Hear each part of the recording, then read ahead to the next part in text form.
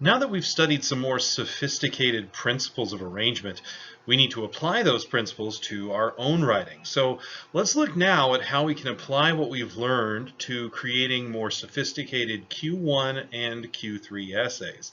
We'll talk about Q2 essays in a couple of weeks. The Q1 synthesis and the Q3 argument essays are both argumentative or persuasive writing tasks. One features sources to synthesize and the other doesn't, but you should really just approach arranging them, organizing them in the same way. Traditionally, we prescribe a 5-paragraph model for writing this kind of argumentative essay that starts with an introduction paragraph, 3 body paragraphs, and a conclusion paragraph at the end.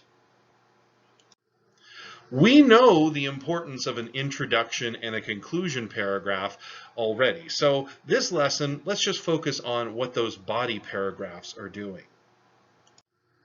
We feel that we need at least 3 body paragraphs in this kind of an assignment in order to make an argument that seems complete. Yeah, just 2 body paragraphs feels incomplete, and there really isn't time with the 40-minute timer for more than 3 body paragraphs. So using that traditional method, each of the 3 body paragraphs is focused on making an individual supporting argument, an argument that helps support the thesis. College Board calls this developing a supporting claim. But really, each body paragraph is devoted to developing one of those 3 reasons why the thesis is valid, right? One of those 3 premises that you probably stated in your thesis. And each body paragraph contains a supporting claim and evidence and illustrative examples to help make up that supporting argument. But this approach can often present some problems with timing. For most people, 40 minutes is just not enough time to write 3 fully developed, fully explained, thoroughly supported argument paragraphs, right?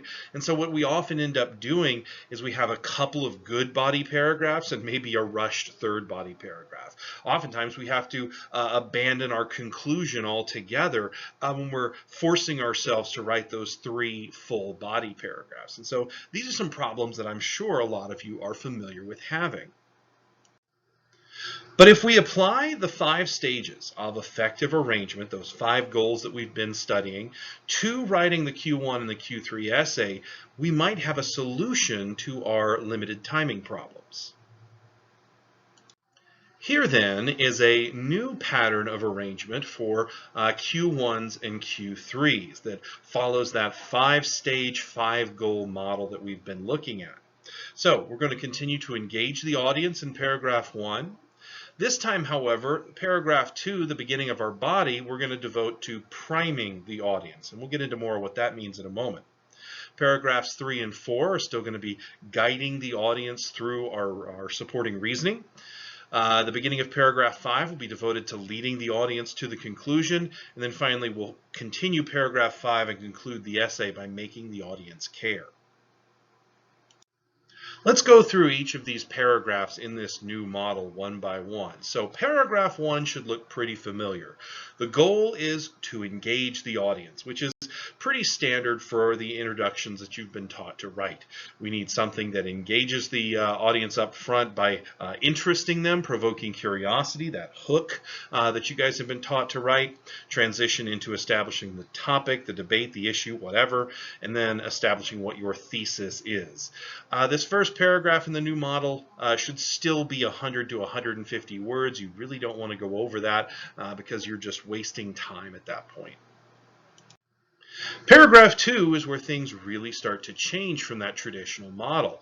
As we know from the second stage of effective arrangement, the next goal after engaging the audience should be to prime their understanding, to give them what they need to understand up front before you start making your supporting arguments. So in that second paragraph, we're going to use it to establish whatever key understandings we need to establish up front that will help us focus our argument in the rest of our essay.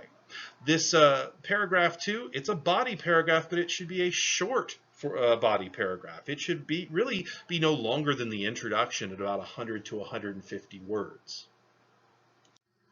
Paragraphs 3 and 4 are going to serve basically the same purposes to guide the audience through your reasoning, so you can make 2 separate supporting arguments instead of 3. So you want to use what you established in paragraph 2, use that understanding to make 2 really good points. They should still be supporting that primary claim of your thesis. They should still acknowledge the limitations of your argument through concession and qualification, still use those tools. You should still work in rebuttal and refutation of opposing arguments where you can. All of that is just how you create more sophisticated arguments in general. And whatever focus that you established there in paragraph 2 can actually help you write paragraphs 3 and 4. It gives you a little more guidance on what you need to write about, and that way you're covering less ground horizontally but going deeper vertically, which is always much better, which is what the raters really want to see when grading your essay. Finally, we get to paragraph 5. This is going to be a fairly typical conclusion, but since we've kind of shortened up the body, we should have time to actually write a true conclusion paragraph. So our first goal is to lead the audience to our conclusion. The second goal here is to make them care about that conclusion. So that's really how you've been taught to write. We want a couple of sentences recapping the line of reasoning in your thesis, a couple more sentences exploring consequences, looking to the future, remarking on the topic's importance overall, etc. Whatever you do to make the audience care about that conclusion you've just come to. Overall, this new pattern of arrangement can help us in a lot of different ways. It can help us progress more deliberately through our discussion. In a previous lesson, I talked about how the biggest thing that we need to understand about effective arrangement is that your ideas need to move in a direction. They need to build from point A to point B and point B to point C and so on, so that I can't mix it up and still get the same effect. It needs to move deliberately, and this new pattern will help with that. This new pattern will also help us focus our ideas when we're not sitting there scrambling trying to come up with 3 separate supporting reasons, and instead force ourselves to write that kind of priming the audience paragraph where we're establishing some key understandings. We can then limit the rest of our body to just ideas related to those key understandings. As I said a second ago, this can also help us by not having to come up with 3 separate supporting arguments and just 2, which will save us time and a little bit of stress. This particular pattern can also force us to acknowledge the key ideas within the issue at large, which will make our arguments more believable, more important, more significant, and just help you appear more aware of the complexities of the issue. It can also maximize your score on the exam, and we'll look at that in the writing workshop that comes up after this lesson. Finally, I really think that this new pattern of arrangement can help you save time. This should shorten up the body of your essay and still allow it to feel complete. Please note that this pattern of arrangement does not leave room for a counter-argument paragraph. I know you've probably had teachers in the past who taught you to write a counter-argument paragraph. Honestly, on a 40-minute timed essay, I don't think a full-blown paragraph devoted just to countering a whole bunch of counter-arguments, I don't think that's worth your time. Instead, I think you need to work in counter-arguments with the rest of your body paragraphs. I just don't think devoting a separate paragraph to that is worth it. So, as you've probably noticed by now, the biggest difference between this new pattern of arrangement and the traditional older pattern of arrangement is that you're really changing the purpose of just one body paragraph. But that's a big difference. Yeah, you're removing one supporting argument and instead replacing it with a paragraph that works to prime the audience to some key understandings. So that raises the question, what should that paragraph look like? What should priming the audience look like on the Q1 and the Q3? Well, unfortunately, I don't have a clear, specific, works every time answer for that because it depends on the prompt. There's a lot of different kinds of prompts that you can be asked on these essays. If you're asked whether something should or should not be done, well, then what you should do in paragraph 2 is establish the conditions on which a course of action would be deemed successful. Because unless you've established what counts as success or what the goal is of any choice that you have to make in this situation, it's hard to prove that your course of action is the right course of action. If the prompt asks you to make a judgment about something, well, then paragraph 2 should establish the standard on which that thing ought to be judged, because only once you've established that up front can you argue that your standard of judgment is valid, that your judgment rather is valid. If you're asked to evaluate a claim or an argument that someone else has made, we haven't seen a prompt like this year, but they have had them in the past. Well, if I'm asked to evaluate an argument someone else has made, well, paragraph 2, I want to spend fully explaining what that claim or argument is and all the context behind it before I then either concur with it or refute it. So in the end, there's no one right way to do this, and it requires a little bit of critical thinking, but the benefits are really, really powerful here. So in the end, even though there's not one right way to do this, when you get to that second paragraph and it's time for you to prime the audience for their understanding, just ask yourself, what does my audience really need to know about whatever argument you're about to make before I make that first supporting argument? What does my audience need to know first? Let's take a look at an example here of how I might approach that second paragraph in a couple of different familiar prompts. This one should be familiar to you. It's the first Q3 that we wrote back in quarter 2. It asks us to write an essay that argues your position on the ethics of offering incentives for charitable acts. This is a real hit or miss essay, and I think that if you guys had a chance to write this one over again, now you do a lot better with it. But this is one of those prompts that requires that we make a judgment about something. When we're asked to decide whether something is ethical or not, we're asked to judge that thing. So here, our second paragraph, priming the audience, should establish our standard of judgment. In other words, we need to establish up front what it is that makes an act considered ethical or more ethical than another act.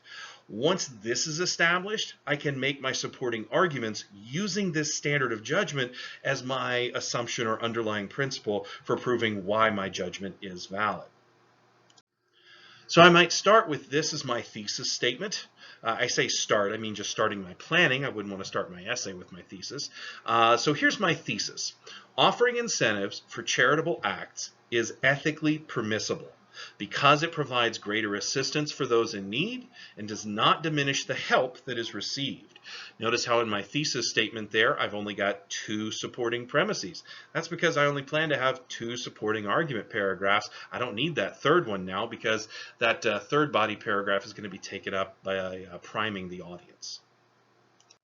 To support that thesis, of course, I need an introduction where I engage the audience. My second paragraph, here's the critical one where I prime the audience. I want to establish that ethical actions are defined by what does the most good for the most people and does the least amount of harm. Okay, I'm going to define what the most ethical course of action must be. And this is just a utilitarian theory, okay? Utilitarians define the ethical course of action as what does the most good for the most people, and that is largely the most agreeable definition of what is ethical. Once I've established what ethical actions are or what constitutes the most ethical action, then I can apply that to my first line of reasoning here, arguing that incentives inspire more people to give more, thus doing the most good / least harm.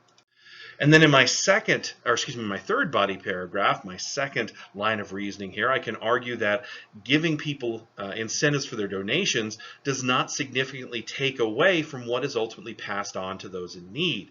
Thus, again, doing the most good and the least harm. And then finally, of course, I just finish up with a conclusion like we're used to. So that's one way that I could approach this particular prompt, by first priming the audience, and then I would only have to come up with 2 supporting reasons to help fully develop that thesis. Let's look at a sample prompt here. This is from the Q1 that we wrote in the first quarter. This was the one about wind farms. Yeah, it says, write an essay that synthesizes material from at least 3 of the sources and develops your position on the expansion of wind energy in the U.S. So it's all about your position on the expansion of wind energy. There we go. This prompt asks about a fairly contentious issue, right? Should wind energy be expanded? Now, honestly, this issue should not be politically contentious, but it has become politically contentious because of all the fossil fuel interests in very powerful people in the country. So it's become a very contentious issue. So my second paragraph, where I prime the audience, I think here I would borrow from the Rogerian model. I would demonstrate an understanding of the drawbacks of expanding wind energy, but conclude that current energy production is just not sustainable, because that's really hard to argue with, right? If I acknowledge to my opponents that, hey, I get that there are drawbacks, but honestly, can you sit there and say that we can keep going like we're going now forever? No one's gonna say yes to that. So once this is established, I can then make my supporting arguments based on this mutual understanding. So I'm kind of using paragraph 2 to come to a mutual understanding with those in my audience who are opposed to my position. So here would be my thesis. Wind energy ought to continue to be expanded in the U.S. because it is both environmentally and economically necessary. Note my 2-part thesis there, because I only need 2 supporting premises, because I'm only going to write 2 supporting argument paragraphs. My first paragraph, of course, my introduction. The second paragraph, here I prime the audience by acknowledging the common legitimate criticisms, not the crazy conspiracy theory criticisms, but the legitimate criticisms. I want to acknowledge them as real concerns, but then ultimately question whether these concerns really outweigh the benefits that expanded wind energy can bring. So really acknowledge, yes, I know it poses a danger to some species of birds. I know it poses human health danger when wind turbines are placed in a particular, within a proximity of settlements, that sort of thing. But then at the end of the day, isn't that all things that we can engineer around, right? And aren't the benefits really outweighed by these minor drawbacks? With that common understanding established, I'll start in with my first line of reasoning, arguing the obvious environmental benefits, that it's clean, sustainable, capable of providing power to our entire energy grid, and so on and so forth.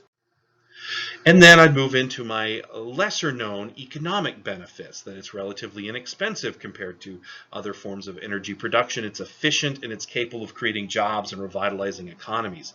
And in both of those, both paragraphs 3 and 4 there, I'm going to make sure to use a lot of concession and qualification, and even some counter argument as well, by acknowledging that I understand that, for instance, the safety issues posed to living too close to wind turbines and all that, but then refute that this is just an engineering challenge, not a general problem with them, that sort of thing. And then lastly, finish up with my conclusion. So there is my 5-paragraph kind of outline for how I would approach this prompt under this new pattern, this more sophisticated pattern of arrangement. In the next set of exercises you're going to be asked to do today, you're going to be asked to use this model. So make sure that if you don't have all of your notes filled out by this point, make sure you go back in and fill out the note sheet, because you're going to have to use this model on the writing workshop coming up. All right, that is it for this lesson. There's no exercises to complete, no practice activities for this lesson.